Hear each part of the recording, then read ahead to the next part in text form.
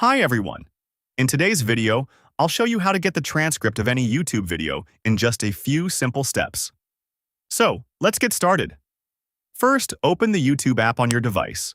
Once you're inside the app, go ahead and play the video for which you want to get the transcript. Now, just below the video player, you'll see the description section. Tap on More to expand the full description. After that, scroll down a little, and you should see an option called Show Transcript.